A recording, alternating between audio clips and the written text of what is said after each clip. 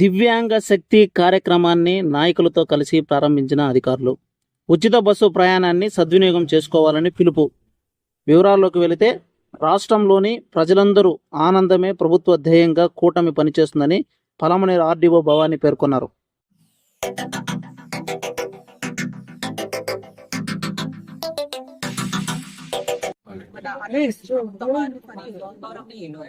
నారా చంద్రబాబు నాయుడు గారు దివ్యాంగ శక్తి పథకం కింద ఉచిత బస్సు ప్రయాణం దివ్యాంగులకు ప్రారంభించడం. మనకు ముందుగా దివ్యాంగులకి ఒక 50% రాయితీతో మాత్రమే బస్సుల్లో ప్రయాణం చేసే అవకాశం ఉండేది. కానీ ఈ రోజు నుంచి 100% ఫ్రీగా బస్సులో 4 రకాలైనటువంటి బస్సులలో ఉచితంగా ప్రయాణం చేయడానికి వీలు దివ్యాంగులకు కలిగింది, ఆర్థిక భారం కాబట్టి ఈ అవకాశాన్ని అందరూ కూడా దివ్యాంగులు ఉపయోగించుకొని వాళ్ళు ఆర్థికంగా నిలదొక్కుకోవాలని చెప్పి నేను సూచించాను. ఈ అవకాశాన్ని ఇటువంటి మంచి పథకాన్ని ప్రారంభించినటువంటి సీఎం చంద్రబాబు నాయుడు గారికి ధన్యవాదాలు తెలుపుతున్నాము. దివ్యాంగుల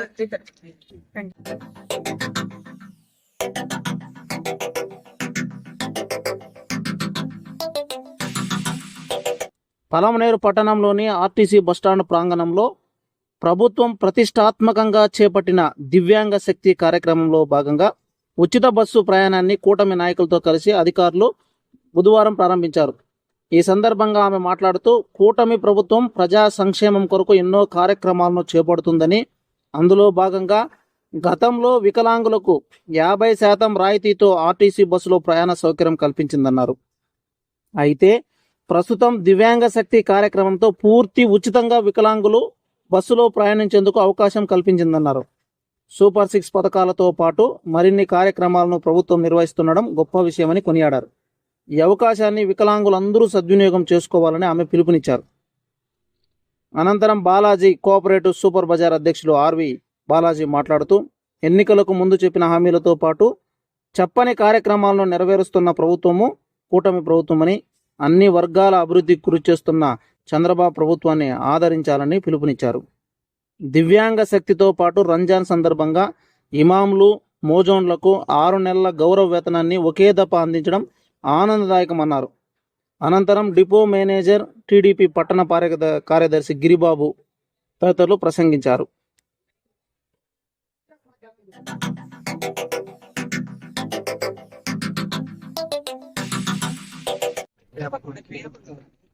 ఈరోజు మనం దివ్యాంగ శక్తి ప్రోగ్రామ్ ని మన ఆనరబుల్ సీఎం గారు ఇనాగ్రేట్ చేసిన తర్వాత మనం పలమనేరు డిపోలో ఈరోజు ఇనాగ్రేట్ చేయడం జరుగుతుంది.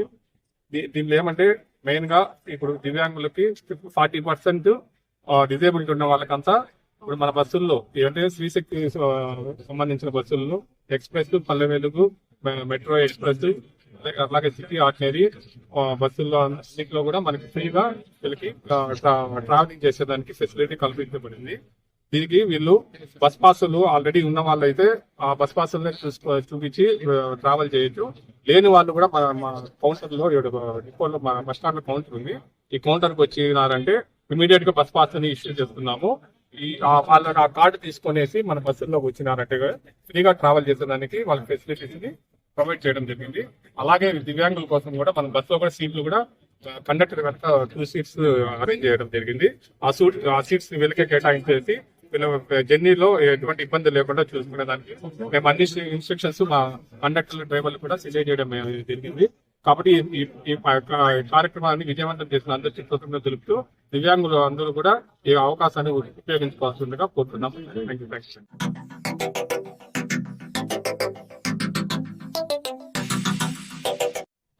ఈరోజు ఎన్నికలలో హామీ లేనప్పటికీ కూడా ఈ దివ్యాంగులంటే ప్రత్యేక ప్రతిభావంతులు, వాళ్ళు దృష్టిలో ఉంచుకొని ఎవరైతే పాలనా దక్షకుడు, అపార అనుభవం ఉన్న మన రాష్ట్ర ముఖ్యమంత్రి గౌరవనీయులు నారా చంద్రబాబు నాయుడు గారు, వాళ్ళకు కూడా ఎందుకంటే సమానత్వంలో ఆయన ఎప్పుడు ముందుంటారు. సమాజంకి ఎలా ఏదే విధంగా అంబేద్కర్ గా ఆ రోజు పాటుపడినారు, అదే విధంగా మనకి అభినవ్ అంబేద్కర్ గా ఒక నారా చంద్రబాబు నాయుడు దివ్యాంగులు ప్రత్యేక ప్రతిభావంతులు వాళ్ళు కూడా ఆర్థిక సమస్యలు ఉండకూడదనే ఒకే ఒక ఉద్దేశంతో ఈ రోజు 40% ఉన్న ప్రతి ఒక్కరికి కూడా ఆ 4 రకాలైన ఆర్టీసీ బస్సుల్లో ఉచిత ప్రయాణం కల్పించినారు. అందుకు ప్రభుత్వానికి ప్రత్యేక ధన్యవాదాలు తెలియజేసుకుంటూ ఈ కార్యక్రమానికి మన ప్రీతం నేత అమర్నాథ్ రెడ్డి గారు కూడా హాజరు కావాలి. కొన్ని అనివార్య కారణాల వల్ల వేరే ప్రోగ్రామ్స్ వల్ల రాలేకపోయినారు.